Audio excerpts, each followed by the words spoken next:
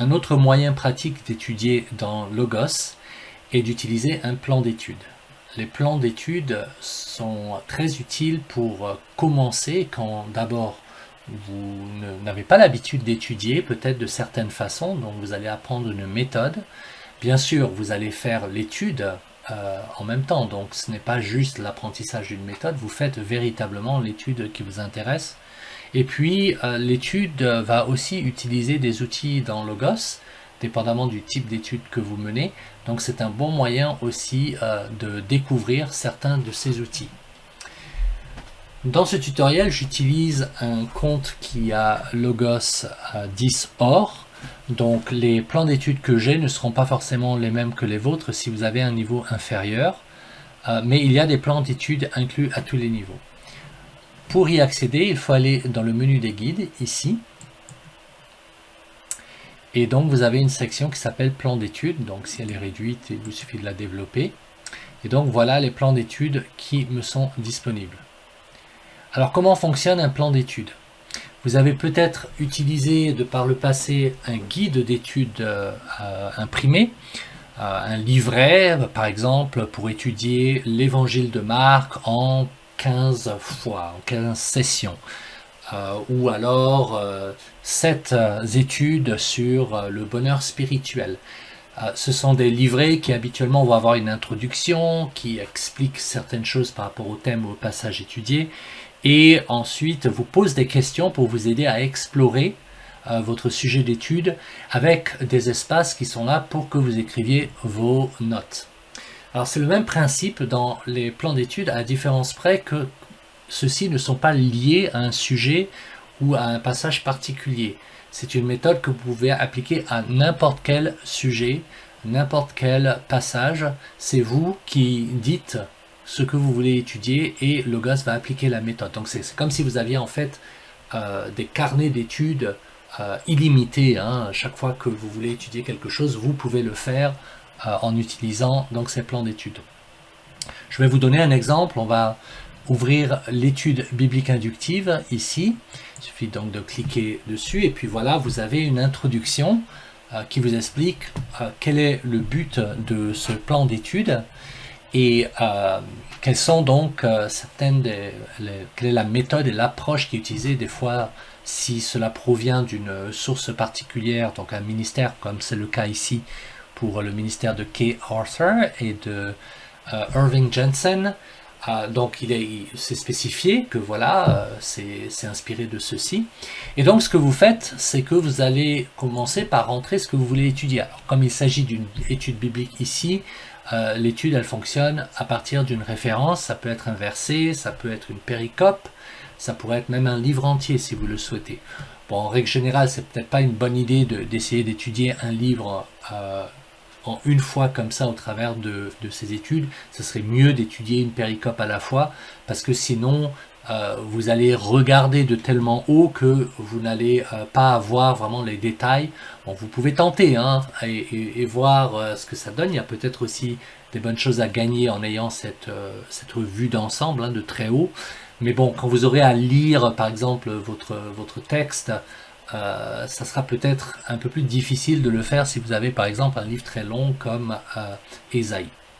Mais libre à vous, vous pouvez le faire. Vous pouvez faire par exemple, commencer avec Ésaïe, lire tout le livre, prendre des notes sur le livre de façon générale, ce qui peut être très intéressant, et puis ensuite commencer à étudier passage par passage. Vous pouvez aussi par exemple en revenant de l'église ou après avoir lu un livre, avoir eu une conversation avec quelqu'un, être intrigué par un verset et dire voilà, bon, j'aimerais en savoir plus, donc je veux étudier ce passage. Donc on va rentrer un passage dans la boîte des références ici. Donc comme je le fais souvent, je vais prendre le Psaume 23 comme exemple. Donc voilà, comme d'habitude, quand vous rentrez une référence, Logos vous propose des choix qui correspondent à celle-ci, donc soit le verset dans son le chapitre dans son intégralité, ça peut être une péricope, donc je vous remontre ça par rapport à Matthieu 13 où c'est un peu plus évident, un peu plus long que le Psaume 23, vous voyez qu'il y a un nombre de paraboles qui sont représentées là, donc je pourrais éventuellement en choisir une, ou je peux choisir le chapitre entier si je le souhaite, et il y a d'autres choix qui me sont donnés. Donc admettons que j'aimerais étudier la parabole du semeur, je peux cliquer donc sur ce passage-là, et voilà, le plan d'étude commence avec une introduction qui va m'expliquer donc comment mener cette étude, quels sont ses objectifs, quelle est sa méthode. Comme vous pouvez le voir ici, il y a plus de texte que ce qui paraît sur l'écran, donc il suffit de cliquer pour étendre ce que vous voyez. Hein. Et puis ensuite, vous allez peut-être avoir des questions de réflexion qui vous sont données. Bon là, pour cette première étape, il n'y a pas d'espace de cadre où prendre des notes, mais vous allez voir que c'est le cas dans les prochaines étapes. Et ce que j'aimerais vous faire remarquer, c'est que les étapes sont numérotées dans l'ordre. Donc là, c'est l'étape numéro 1, voilà. Et puis, quand vous avez fini de lire, ou vous avez répondu aux questions, vous pouvez cliquer sur « Continuer ». Et éventuellement, si une section ne vous intéresse pas, ou vous avez déjà fait l'étude biblique inductive 15 fois, vous savez ce que ça dit dans la section 1, vous n'avez pas besoin de le relire à chaque fois, vous pouvez simplement passer. Alors je vous montre rapidement qu'ici vous avez un point orange qui indique que cette étape n'a pas encore été faite. Vous avez aussi un statut d'étude qui est là, qui dit à peine commencé, donc vous n'avez encore rien fait vraiment. Et puis ici vous avez une barre qui vous montre aussi un petit peu le plan de l'étude, avec toutes les étapes qui sont dans celle-ci. Donc si je passe là, vous voyez ce qui se produit, c'est que l'introduction a disparu. Et puis maintenant, on passe à la prochaine étape, une sous-section qui me dit de lire le passage plusieurs fois. Donc, comme je vous l'ai mentionné plus tôt, vous pouvez donc développer des sections au besoin. Et puis là, par exemple, on a donc le passage à lire. Ce passage, vous le voyez ici, est dans un cadre et il n'est pas complet. Par contre, vous pouvez cliquer sur ce symbole pour ouvrir la Bible et le voir dans son intégralité. Ensuite, vous avez des questions et puis voilà, vous pouvez taper vos réponses ici. Et quand vous avez fini, vous cliquez sur « Continuer ». Alors, j'aimerais préciser ici que vous n'avez absolument aucune obligation de tout faire d'un coup. Vous pouvez faire une étape, vous avez fini pour aujourd'hui, et parce que vous n'avez pas assez de temps pour aller plus loin. Pas de problème, vous arrêtez là. La prochaine fois, quand vous reprenez, ça sera sauvegardé et vous pourrez continuer là où vous vous êtes arrêté. Donc c'est le même principe pour la suite. Vous suivez les instructions, vous prenez des notes. Par contre, ce que je voudrais vous faire remarquer, c'est que de la même façon qu'on a ouvert une Bible à partir du plan d'étude, des fois on va ouvrir des outils. Donc ici, on a comparé des traductions de la Bible. Donc si je clique dessus, voilà un outil qui s'ouvre et puis bon là, je ne l'ai pas configuré pour utiliser exclusivement des Bibles françaises, mais vous pouvez le faire et apprendre même à utiliser cet outil au besoin. On reviendra sur cet outil dans un autre tutoriel. Ce que je veux dire principalement ici, c'est que vous allez donc découvrir justement de ces outils en utilisant les plans d'études. Et en l'occurrence, celui-ci vous permet de comparer différentes versions de la Bible. Donc si je voulais mettre second ici, voilà, je peux mettre toutes mes seconds dans ma liste. Je peux enlever mes Bibles anglaises. Voilà, et puis là je vais avoir donc mes Bibles qui sont côte à côte, ce qui va me permettre donc de voir s'il y a des différences importantes dans la traduction. Alors probablement que je voudrais utiliser la Semeur et si je l'ai, ou alors la Tob et d'autres Bibles comme celle-ci qui auraient plus de différences avec des Bibles second que par exemple les Bibles second juste entre elles, elles sont quand même assez similaires. Donc vous voyez là la formulation est un tout petit peu différente, mais pas beaucoup. Donc vous avez peut-être remarqué des choses intéressantes. Vous remarquez par exemple ici qu'il est question de s'asseoir au bord du lac. Là c'est dit de la mer, donc peut-être que vous serez intrigué par cela et que vous direz ok, c'est une mer ou c'est un lac? Et voilà, ce sont des questions que vous pouvez vous poser.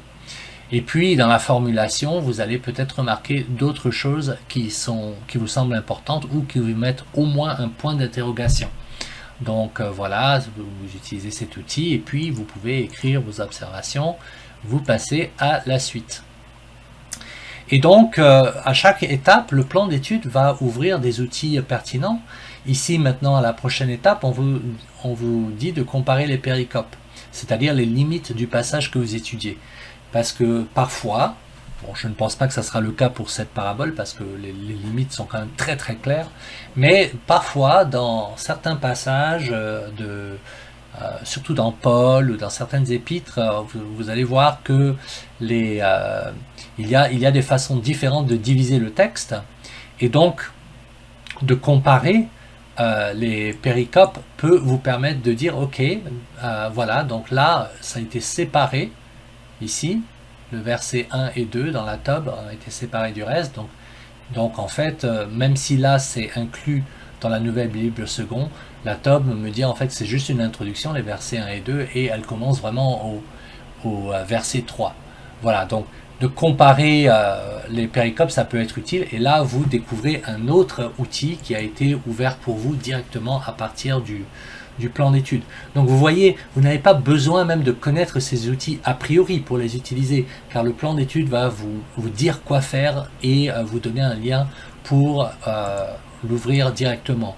Ensuite, vous pouvez continuer à explorer, vous allez voir qu'il y aura des liens qui sont pertinents à votre passage, et puis là c'est vraiment libre à vous d'aller aussi loin que vous le souhaitez, ou de dire bon ça c'est vraiment c'est peut-être trop, je ne veux pas en faire autant, ou alors ça m'intéresse moins. Donc si vous voulez regarder quelque chose, vous pouvez tout à fait commencer en cliquant sur des liens pour ouvrir, prendre vos notes, etc.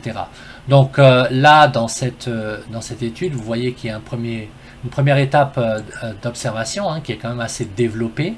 On va vous faire bien regarder votre texte et puis ensuite on passe à l'interprétation. Une fois qu'on a bien remarqué tout ce qu'il y a dans le texte, il faut interpréter ces données et savoir en quoi elles importent pour comprendre et appliquer ce passage qui est donc la dernière étape, c'est l'application.